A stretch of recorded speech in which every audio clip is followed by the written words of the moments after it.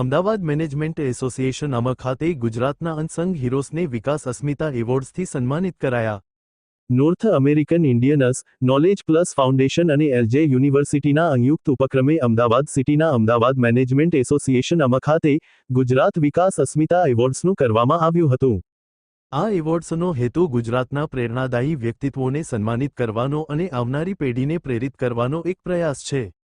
આ કાર્યક્રમમાં મુખ્ય મહેમાન તરીકે ગુજરાત રાજ્યના પૂર્વ ઉપમુખ્યમંત્રી અને સાંસદ સભ્ય નરહરિભાઈ અમીન, પૂર્વ અને પશ્ચિમ વિસ્તારના ધારાસભ્ય અમિત ઠાકર, અમિત શાહ, બરોડાથી પધારેલ દ્વારકેશ લાલજી મહારાજ, એલજે યુનિવર્સિટીના પ્રેસિડેન્ટ ડોક્ટર મનીષ શાહ, બોલિવૂડના એક્ટર, ડિરેક્ટર દીપક તિજોરી, સમાજસેવી, પત્રકાર એવા વિષ્ણુ પંડ્યા અને કાર્યક્રમની સારસંભાળ માટે ભાવેશ ઉપાધ્યાય તેમજ ગ્લોબલ મેનેજમેન્ટ થિંકર તરીકે ડો.